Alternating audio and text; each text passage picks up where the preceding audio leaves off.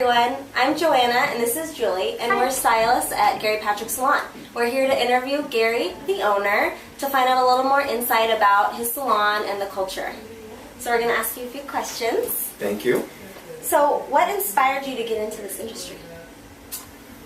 Oh wow, my family's been in the industry for over 100 years, and it's been a long time. I grew up in the industry and really wanted to sort of take the industry to the next level of what my grandparents, great-grandparents, my grandparents, and my uncle have done, and try to do something, beyond that.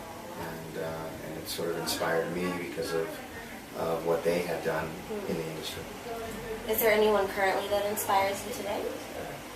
Oh God, yeah. My staff inspires me, and which is wonderful, and that's great. And of course, Orbe's fantastic, and he's always been an inspiration to me for the last 16 years, so a long time. And I have to say that there's a lot of icons in the industry that are inspirational. I mean, Vidal Sassoon, Michael Gordon, there's many that have, Horst. There are a lot of people, that Yosh, it goes on and on. I think that there's a lot of talent out there that has helped mold and shape the industry, and it's just learning to appreciate what they've contributed to the industry over time.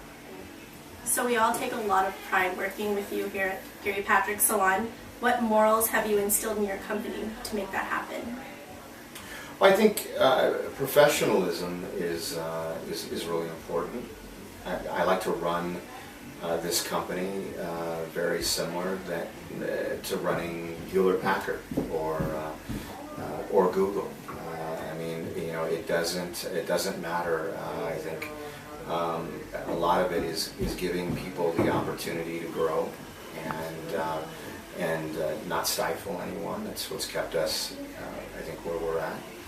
But at the same time, I think it inspires everyone else to do the best that they can do, and those are the kind of morals that you want to instill in others, and to do the best that they can do, and it gives them that opportunity.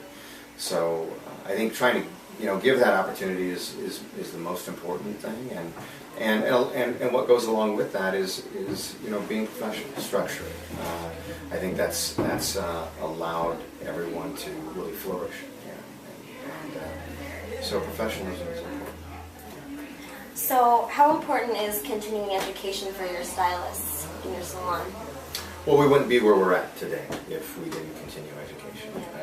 There's no way that we could stay on top. I think that what happens is that a lot of salons and a lot of owners will get caught in a I think they'll be in a situation where they stop learning, or they get stagnant, and they don't continue to grow. They'll have maybe a core staff and they stay with that. I think what happens is that in order for a salon to continue to grow, you always have to bring in new blood, and you always want to keep learning and creating new inspiration and new innovation. And the only way that you can do that is to constantly, keep the wheels turning. And I think that that's the most important thing. So, if we didn't educate, if we didn't take that very serious, I think we would run into a situation where, we'd be stagnant, we'd be complacent. Absolutely. So what is your most memorable moment this far in your career? Oh my gosh.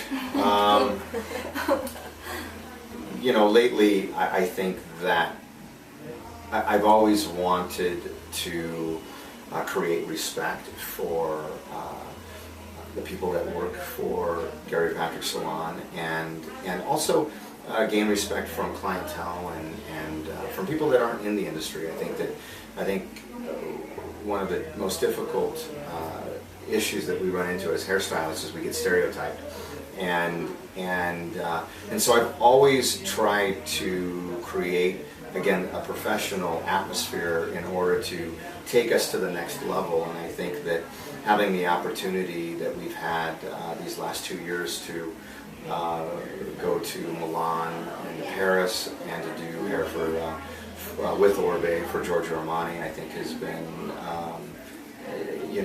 a milestone. Not many salons in the country, in the world, let alone in the country, get the opportunity to do that. And so I think that's really important. And for me, it's getting to that point, and I think that's probably the biggest milestone right now that we've achieved. So we all know you wear a lot of suits. So what is your theory behind why you wear suits, and do you have a favorite suit? Well, I guess we've changed that a little bit because all of our dress code now is black and gray and white. So I started wearing suits. Many years ago, probably 10 years ago, and again, I did it to bring a level of professionalism to the industry, but I also learned a lot from stylists back east, down south, Midwest, and there was a lot of gentlemen, they even wore a tie. It was. If you look back, it was something that I kind of wanted to bring back to the industry. I think we got a little too casual, and at the same time, I want to be fashionable, and of course I used to wear a lot of double-breasted, and now I've moved away from that a little bit, although they're coming back again.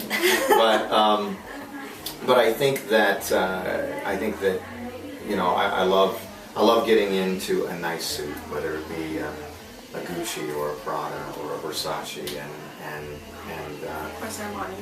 Yeah, and of course Armani.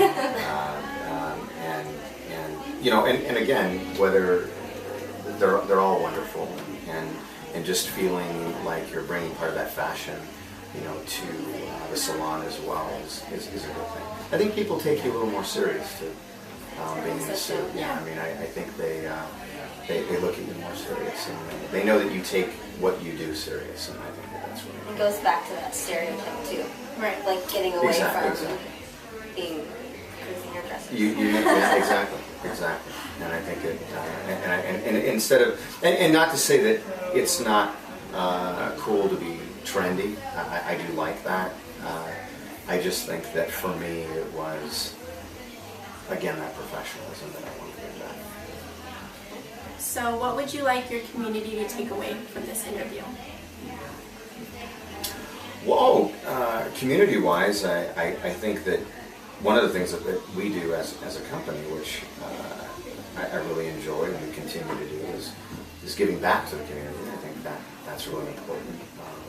Not only do we bring innovation and new ideas to the community, but I think that I want the community to realize how much we do to give back to the community. Just the fact that we helped out with Princess Project, and we did a fashion show for the charity fashion show at Fort Mason, and those are wonderful give backs to the community.